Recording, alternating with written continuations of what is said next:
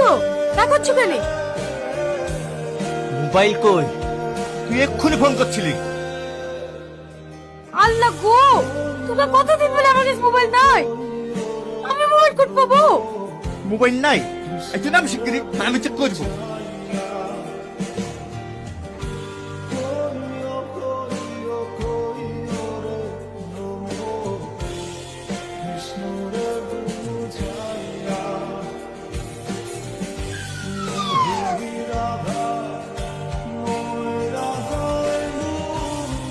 এই, এটা কি রে?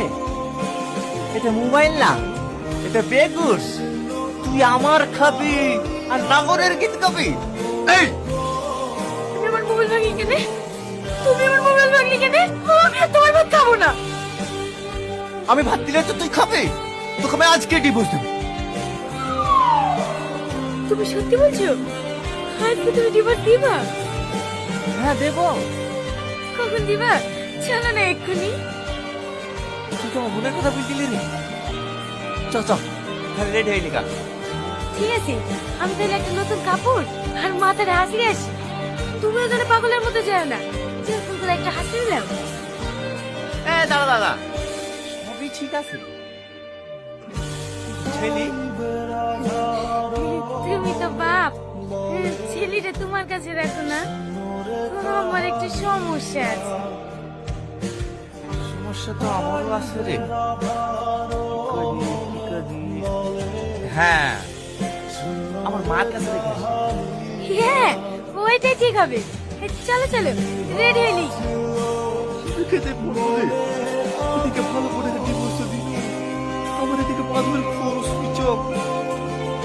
একসাথে আমার দুই বোন হারিয়ে যাবে নাকি? এটো আজ বুঝাবে আজ বুঝাবে না, ঢাল নাম যাবে যাবি? আমি হচ্ছে আমার চেনাই নতুন নাম্বার কে আবার ফোন করলো? এই কে রে? মাধুরী বলছি। মাধুরী, আমি তোমাকে কাল থেকে ফোন করছি জানো, একটা ভালো সুখবর দেওয়ার জন্য। তোমার সুযোগ কেন? কি হয়েছে গো?